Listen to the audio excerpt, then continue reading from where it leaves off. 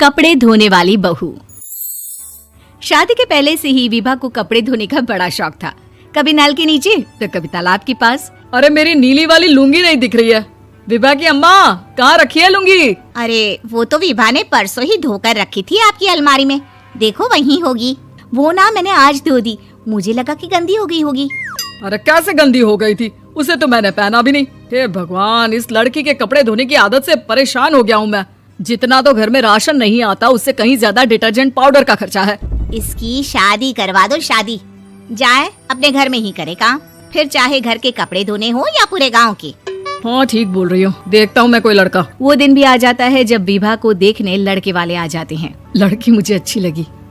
होने वाली सास कहती है, बेटी अगर कुछ पूछना है तो पूछ लो। वैसे तो हमारी लड़की बहुत ही शर्मीली है, जो बोल दो वो मान लेती है, इसे क्या पूछना होगा। अरे कैसी बात कर रही हो माँ, मुझे इन लोगों के घर रहना है, सवाल तो कई है। हाँ हाँ बेटा पूछ लो ना, क्या पूछना है। आप लोगों के घर कपड़े कौन धोता है? सास का मुंह बन जाता है।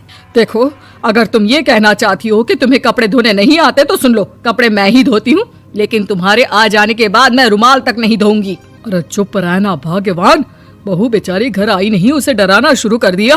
वो क्या है ना बिटिया, अभी तक तो ये कल्लू की माँ ही धोती थी, लेकिन अब तुम्हारे पापा तो दहेज में वॉशिंग मशीन देंगे ही। तभी विभा की माँ बोल पड़ती है, सवाल भी पूछा तो क्या। वैसे भाई साहब, मशीन की तो फिर भी कपड़े धोने की कैपेसिटी होती है, मतलब जो बिटिया दे रहे हैं ना विभा, इसे कपड़े धोने का बहुत शौक है। ये आप लोगों के क्या, आस पड़ोस गांव मोहल्ले सबके कपड़े धो दे और उफ तक ना करे। बाहर देखा नहीं आपने कितने कपड़े सूख रहे हैं, सब हमारी बिटिया ने ही तो धोए हैं। बस भी करो ना माँ, शर्म आ रही इतनी तारीफ सुनकर। और तो और एक दाग निकाल कर दिखाओ तो मान जाऊं। हाँ अच्छा माफ करना बेटा, मैंने गलत समझा, हमें तो रिश्ता बहुत पसंद है। और ऐसे जुड़ जाता है रिश्ता कपड़े धोने का शौक रखने वाली विभा का। उसकी शादी हो जाती है कोयला फैक्ट्री में काम करने वाले कल्लू के साथ। शादी के बाद अचानक विभा चिल्लाती हुई सास के पास आती है। सासू माँ, अरे सासू माँ कहाँ है आप? ये तो धोखा है, धोखा दिया आप लोगों ने मुझे।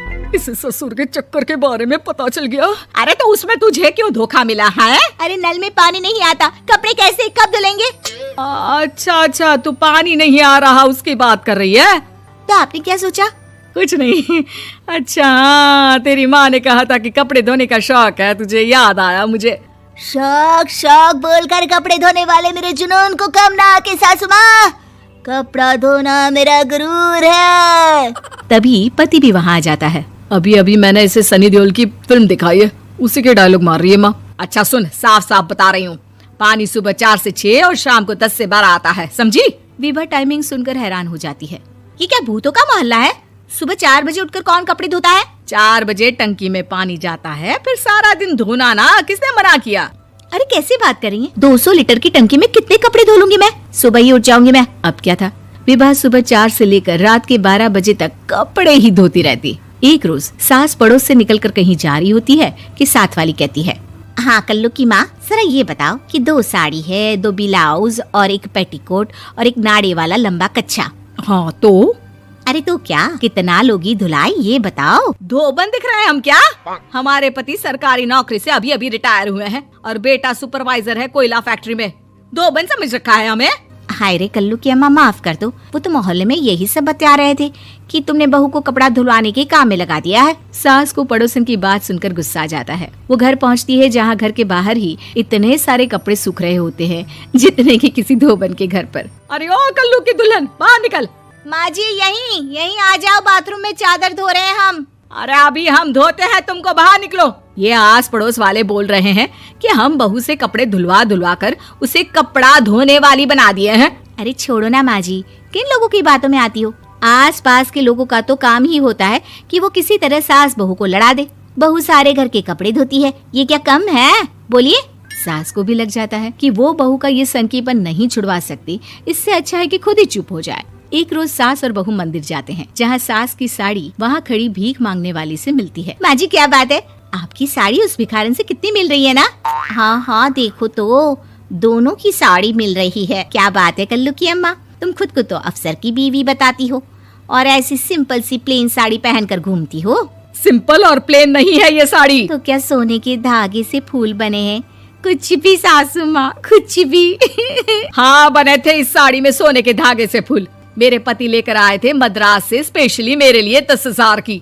ताहे भाई साहब इस भिखारन के लिए भी सेम टू सेम साड़ी लेकर आए होंगे 10,000 की। सास उस वक्त कुछ नहीं कहती, लेकिन बहू के साथ घर आती है और अलमारी से एल्बम निकाल कर लाती है। ये साड़ी देख रही है, ये वही साड़ी है जिसे मैंने अभी पहना था। इस साड़ी में ये जो चमकदार फूल दिख रहे हैं ना, ये सोने के धागों से काढ़े गए हैं। लेकिन तू लोकल वॉशिंग मशीन ब्रश से घिस घिस कर सारे फूलों को निकाल कर साड़ी प्लेन कर दी। मुझे माफ कर दीजिए सासू माँ। और तो और, जब मैंने तुझे तेरी गलती के लिए कुछ नहीं कहा, लेकिन तूने तो सबके सामने मेरा मजाक ही बना दिया। क्यों? बहू को समझ में आ जाता है कि अब से उसका कपड़े धोना बंद।